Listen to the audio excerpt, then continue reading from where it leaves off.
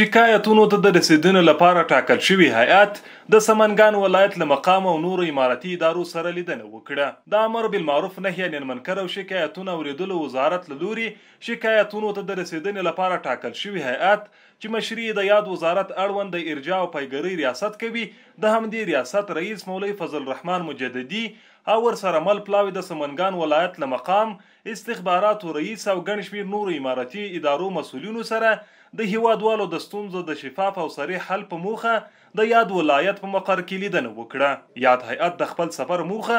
د ولایت له امارتي مسؤلینو سره شریکولو له نوموړو یې وغوښتل چې د هیوادوالو د ستونزو د حل په موخه له دوی سره مرسته وکړي. دغه راز د یاد ریاست د علمي بورډ غړي مولوي صدیق الله اسحاق د امیر المؤمنین حفظه الله د صادر شوي فرمان په اساس ټولو امارتي مسؤلینو ته وویل چې هیڅوک نشي کولای غیر د محکمې له حکم څخه چاته سزا ورکړي.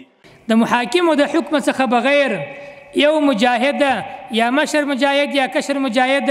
هغه دا حق نه لري چې مجرم ته سزا ورکړي، یا په لښتو باندې ووهي، یا په کیبل باندې ووهي، یا په چپلاخه باندې ووهي. شکایات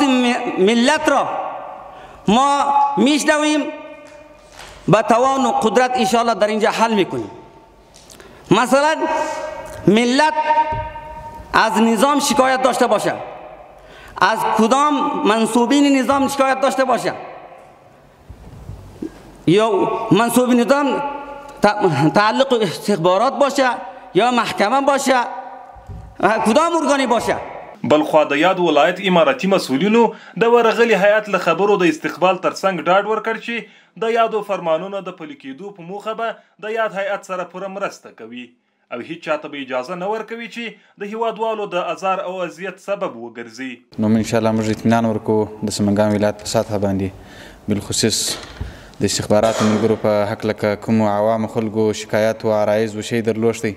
انشاءالله د موږ نیولې بیا د فرد طالبه پورې چې په هر ځای کې هر چا عریضه د لاسه درلوښته انشاءالله موږ بیا حاضروو ورته په هغه ساعت او په هغه ثانیې باندې. یاد هیئت د یاد ولایت له محبسونو او محاکمو څخه د لیدنې ترڅنګ